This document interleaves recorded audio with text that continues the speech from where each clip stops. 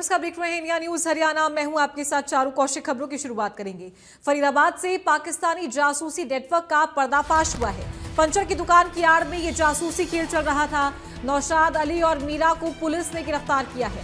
Ghaziabad police ने एक नाबालिग को भी गिरफ्तार किया। व्हाट्सएप के जरिए संवेदनशील फोटो वीडियो पाकिस्तान भेजी जाती थी। सुरक्षा और रेलवे के ठिकानों की फोटो वीडियो शेयर करते थे। तो एक फोटो के 4 से 6 हजार रुपए मिलते थे। गैंग के सरगना सुहेल समेत 22 आरोपी पहले गिरफ्तार हो चुके हैं। पुलिस के मुताबिक गैंग में कई और सदस्य सक्रिय हैं। मेरठ का सुहेल गैंग का मास्टरमाइंड बताया गया। तो जांच एजेंसियां पूरे नेटवर्क को खंगालने में जुटी है।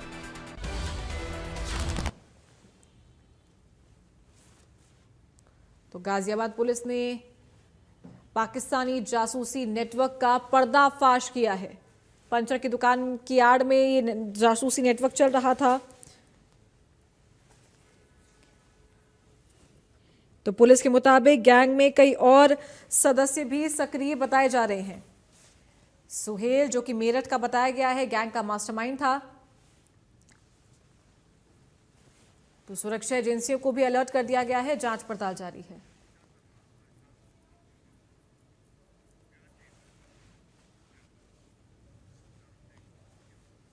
और ज्यादा जानकारी के साथ ब्यूरो चीफ पूजा शर्मा हमारे साथ लाइव जुड़ गई हैं। पूजा, एक पाकिस्तानी जासूसी नेटवर्क का पर्दाफाश किया है पुलिस ने। अब तक क्या जानकारी मिल पाई है?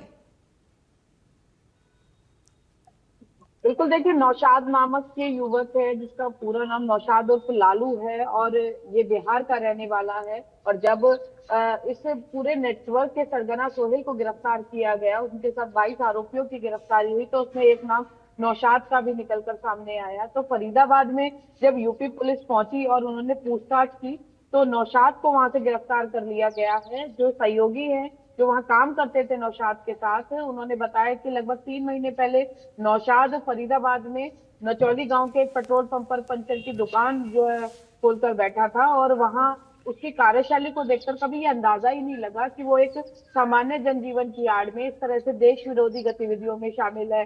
पूछताछ के दौरान ये भी बताया जा रहा है, रोशनी, की इस सारे मामले में सोहेल ने एक व्हाट्सएप ग्रुप बना रखा था जिसके जरिए कुछ नाबालिग भी उससे जुड़े हुए थे, जिसमें नौशाद भी शामिल है और जो मथुरा के औरंगाबाद से मीरा गिरफ्तार की गई है वो भी उसमें शामिल रही है।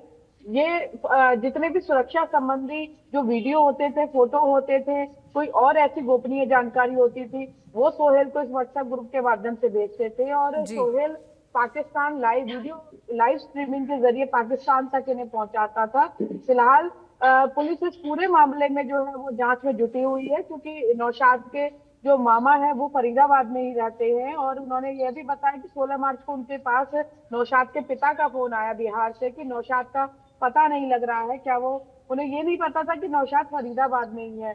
तो उसके बाद उन्हें पता लगा नौशाद के मामा को कि इस तरह से नौशाद को यूपी पुलिस गिरफ्तार करके ले जा चुकी है। तो इस पूरे मामले में जो है इस मामले की भी जो है कई पहलुओं से जांच हो रही है कि कोई और भी कुछ लोग तो नौशाद के संपर्क में नहीं है जो इस पूरे जासूसी कांड में, इस जी। पूरे जो है गैंग में उसके हिस्सेदार हो। क्योंकि एक एंगल ये भी है कि जिस तरह से बताया जा रहा है कि एक फोटो वीडियो के 4 से 6 हजार रुपए मिलते थे, तो कहीं ऐसा तो नहीं है कि कुछ बेरोजगारों को लालच देकर इससे जोड़ा गया हो। तो इस पूरे मामले को गहनता से जांच में उसकी जांच के बाद इस पहलुओं पर खुलासा होगा कि आखिर नौशाद किस तरह से सक्रिय रूप से काम कर रहा था। पुलिस आसपास के लोगों से भी पूछताछ करके गई है, तो कहीं अगर कोई ऐसा पॉइंट निकल कर सामने आता है तो इसके बाद पुलिस जो है आगे की कार्रवाई को यहाँ और भी जारी रख सकती है। बिल्कुल सही कहा आपने। और इस गैंग के 22 सदस्य पहले गिरफ्तार हो चुके हैं और अब लगभग 3 लोग अभी गिरफ्तार किए गए हैं। लेकिन ये बहुत चौंकाने वाली बात है, देखिए पूजा, कि सुरक्षा से जुड़ी तमाम जानकारियां ये लोग साझा कर रहे थे, पाकिस्तान से जासूसी कर रहे थे। यहाँ पे पंचर की एक दुकान है, लेकिन कानो कान किसी को खबर नहीं है। बिल्कुल रोशनी, देखिए, बहुत ही गंभीर विषय है क्योंकि अल्फाला यूनिवर्सिटी का मामला अभी लोग भूले भी नहीं है, जहाँ व्हाइट कॉलर एकदम पड़ा था पुलिस की नाक के नीचे।